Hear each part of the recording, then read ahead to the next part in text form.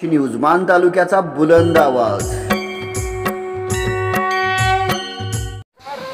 श्री सिद्धनाथाचं चांग भलं या गजरामध्ये मसवड येथील श्री सिद्धनाथाचा रथ उत्सव उत्साहामध्ये पारंपरिक पद्धतीने संपन्न झालेला आहे। किरकोळ अपघात वगळता हा उत्साह आणि उत्सव शांततेमध्ये पार पडलेला आहे। यासाठी प्रशासन अतिशय काटेकोरपणे प्रयत्न करत होते। दरम्यानच्या काळामध्ये एका व्यक्तीला पायाला रथाचा चाक लागल्यामुळे किरकोळ अपघात झालेला आहे। मात्र इतर ठिकाणी कुठलाही अनुचित प्रकार घडलेला नाही। मसवड व परिसरातील भाविकांनी यासाठी विशेष परिश्रम घेतले होते। ग्रामस्थांनी येणाऱ्या भाविकांसाठी विशेष परिश्रम घेऊन सहकार्य केले होते। याचबरोबर प्रशासन आणि देवस्थान समिती तसेच मानकरी राजमाने यांनी विशेष परिश्रम घेऊन ही रथयात्रा उत्साहात पार पाडलेली आहे।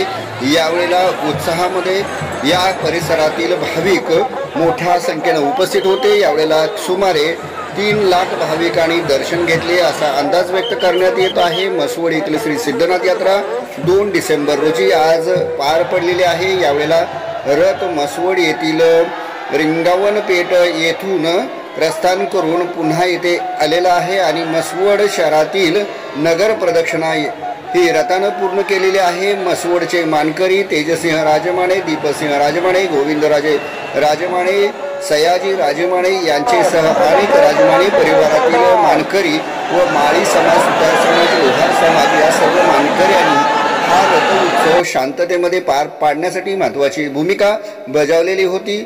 मसवड पोलीस स्टेशनचे API आणि यांच्याबरोबर त्यांचे सर्व सहकारी आणि त्याचबरोबर त्यांच्या मित्रांनी आणि कर्मचाऱ्यांनी अतिशय चांगला चोख बंदोबस्त केलेला होता।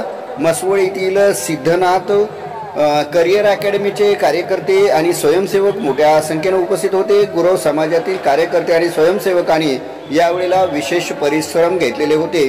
हा रथ अतिशय अवजड असून या रथाची मिरवणूक मसवड शहरामधून काढण्यात येते। लाकडामध्ये पूर्ण बनवलेला हा रथ आहे। हा रथ श्रीमंत धनाजीराव राजमाने यांनी अर्पण केला असून या रथाचं पूजन करून हा रथ श्री सिद्धनाथ चरणी अर्पण केलेला आहे। यानंतर हा रथ दरवर्षी मार्गशीर्ष शुद्ध प्रतिपदा या दिवशी रथ उत्सव साजरा केला जातो। मसवड येथील श्री सिद्धनाथ देवस्थान प्रसिद्ध असून मान तालुक्यातील अतिशय महत्त्वाचं असं देवस्थान आहे। आंध्र, कर्नाटक, महाराष्ट्र राज्यातील अनेक भाविक भक्त इथं दर्शनासाठी येत असतात। अनेकांचं कुलदैवत आहे। आपण पाहतात श्री सिद्धनाथाचे सासनकाठी दर्शनासाठी आलेले आहे। त्याचबरोबर श्री सिद्धनाथाची मूर्ती पालखीमधून आणून ही स्थानापन्न करण्यात येते आणि यानंतर रथयात्रेचा प्रारंभ होत असतो।